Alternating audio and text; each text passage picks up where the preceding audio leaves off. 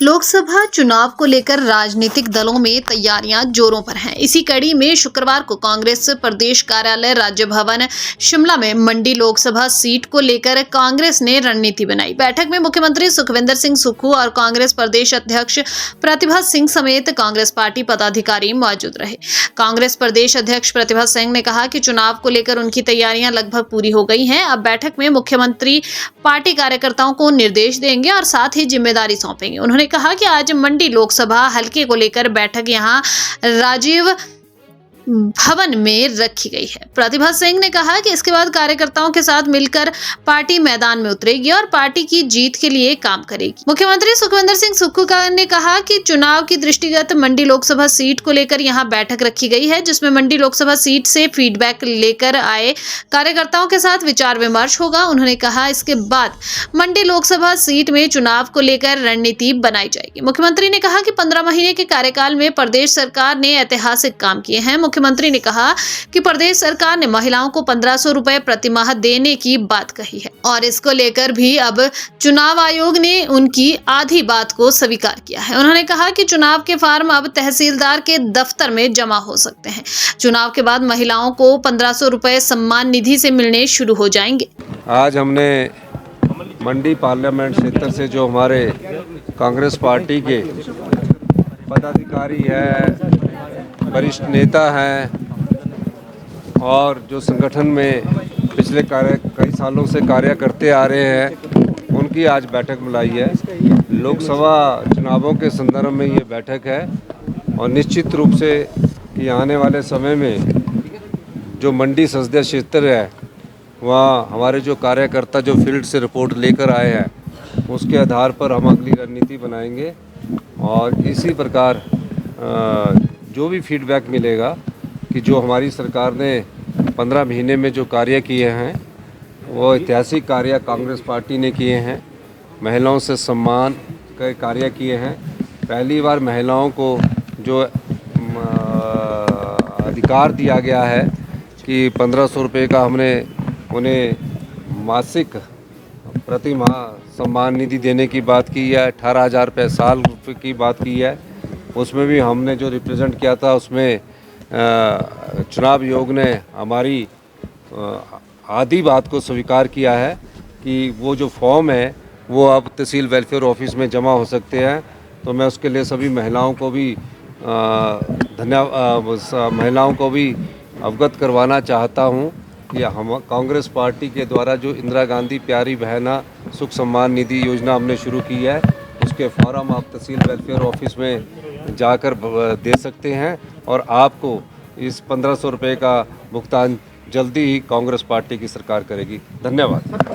विक्रमादित्य सिंह ने कहा कि एक बार फिर गौमांस सेवन करने वाले मामले पर भाजपा पर निशाना साधा है। विक्रमादित्य सिंह ने कहा कि हिमाचल प्रदेश में भाजपा सनातन पर प्रहार कर रही है। उन्होंने कहा कि लगातार प्रदेश में देवी देवताओं का तिरस्कार किया जा रहा है। कंगना को निशाने पर लेते हुए उन्होंने कहा कि जो खान पान हिंदू की सोच से भी दूर है, भाजपा ने ऐसी सोच को बढ़ावा देने वाली प्रत्याशी को मंडी से उतारा है।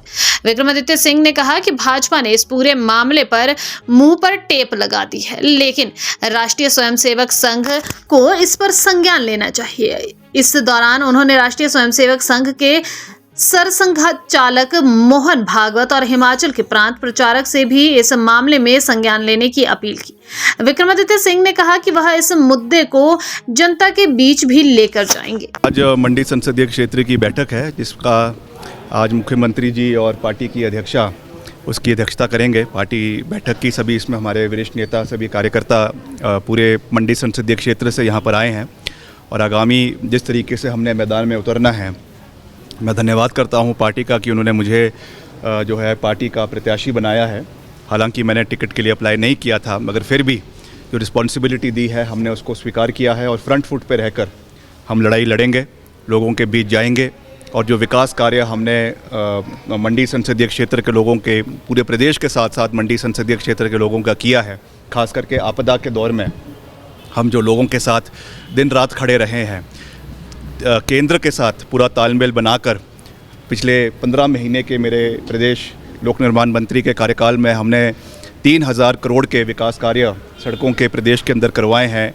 150 करोड़ रुपए अतिरिक्त हम लेकर आए हैं इन सब मसलों को, मुद्दों के साथ लोगों के बीच में रखा जाएगा। चाहे उसमें भूभू जोत टनल के निर्माण की बात है, चाहे जलोड़ी जोत टनल की निर्माण की बात है, चाहे होली उतराला सड़क के निर्माण की बात है, चाहे टूरिज़्म पॉइंट ऑफ व्यू से मनाली बंजार आनी क्षेत्र को डेवलप करने की बात है, चाहे हमारे जो एक्स सर्विसमैन हैं आपके सरका घाट में, जोगिंदर नगर में, बल में, उनके मुद्दों को उठाने की बात है, चाहे हमारे ओपीएस के कर्मचारी जिनको आज मजबूरन जयराम जी सपोर्ट करते हुए दिख रहे हैं, मगर उन्होंने अपनी नियति और उनकी जो नियति है और उनकी जो बोल है उसमें बहुत फ़र्क है। ये वही जयराम जी है जिन्होंने विधानसभा में व्यंग किया था और ये कहा था कि ओपीएस अगर चाहते हैं कर्मचारी तो वो चुनाव लड़े और अपने जो है सरकारी नौकरी को छोड़े। आज उनको जबरन ये बात कहनी पड़ रही है जहाँ की उनकी सरकारों ने ओपीएस को पूरे देश के अंदर बंद कर दिया है, मगर हमने इसको हिमाचल के अंदर हम लागू करेंगे। हमारे उप मुख्यमंत्री जी ने भी कहा है कि हम इसका कानून बनाएंगे। जब हमारी अभी चुनावों के बाद सरकार विधानसभा के अंदर कानून पारित करेगी ताकि इसको आने वाले समय में कभी भी अमेंड ना किया जा सके, कभी भी इसको हटाया ना जा सके। तो हम मुद्दों के ऊपर चुनाव लड़ेंगे। मंडी संसदीय क्षेत्र आप लोगों की नज़रों में हॉट सीट हो सकती है, मगर मेरी नज़रों में नहीं है। मेरी नज़रों में जितना महत्वपूर्ण हिमाचल के और विधानसभा क्षेत्र है और लोकसभा क्षेत्र है, उतना ही महत्वपूर्ण जो है वो मंडी संसदीय क्षेत्र भी है। और यहाँ के मसलों को जिस तरीके से मैंने पूरी मजबूती से पहले प्रदेश के मसलों को विधानसभा के अंदर उठाया, उसी मजबूती से हम आने वाले समय में हमारे देश की जो हमारा सबसे बड़ा लोकतंत्र का मंदिर है लोकसभा के अंदर इस मंडी संसदीय क्षेत्र के मसलों को उठाएंगे। और साथ ही साथ विकास कार्य तो होगा, मगर जो आज एक प्रहार सनातन धर्म के ऊपर भारतीय जनता पार्टी जो मंडी संसदीय क्षेत्र के अंदर कर रही है, लगातार हमारे देवी देवताओं का तिरस्कार कर रही है, लगातार हमारे सनातन धर्म का तिरस्कार कर रही है, उस पे भी हम लोगों के बीच में जाएंगे। क्योंकि जो संस्कृति को ये बढ़ावा दे रहे हैं, जिस खान पीन से हम दूर दूर तक सनातन धर्म का कोई रिश्ता नहीं है, उसको इनके प्रत्याशी जो बढ़ावा दे रहे हैं, ये बहुत दुर्भाग्यपूर्ण है और इस चीज़ को लोगों के बीच में लेकर जाया जाएगा। मैं भाजपा के अलावा जो संघ परिवार है, राष्ट्रीय स्वयंसेवक संघ है, विश्व हिंदू परिषद है, उनसे भी ये विनम्रतापूर्वक आग्रह करना चाहूँगा कि आपको संज्ञान लेना पड़ेगा। आज जिस तरीके से सनातन धर्म पे प्रहार जो है वो भाजपा की प्रत्याशी कर रही हैं, लगातार जो जिस तरीके से उनका जो एक प्रहार हो रहा है, जिस तरीके से अपमान हमारे देवी देवताओं का हो रहा है, सनातन धर्म का हो रहा है, ये हमारी देव संस्कृति के लिए अच्छी बात नहीं है। हम मुद्दों के ऊपर लोगों के बीच में जाएंगे, विकास के मुद्दों के ऊपर लोगों के बीच में जाएंगे, मगर उसके साथ साथ हमारी देव संस्कृति, हमारे सनातन धर्म की रक्षा करना, ये भी हमारा दायित्व बनता है। आज इस मुद्दे पे भाजपा ने तो अपने मुंह पर टेप लगा दी है, मगर हमें पूरा विश्वास है कि राष्ट्रीय स्वयंसेवक संघ इसका संज्ञान लेगा और आने वाले समय में इसके ऊपर कड़ी कार्रवाई उनके माध्यम से करवाई जाएगी। इसका मैं अपील जो आरएसएस के राष्ट्रीय सरसंघचालक है आदरणीय श्री मोहन भागवत जी और हिमाचल के उनके प्रांत प्रभारी है और सभी आरएसएस के संघ परिवार के साथियों से ये विनम्र निवेदन करना चाहूँगा कि आपकी इंटरवेंशन बहुत ज़रूरी है। हिमाचल में सनातन धर्म को बचाना बहुत आवश्यक है।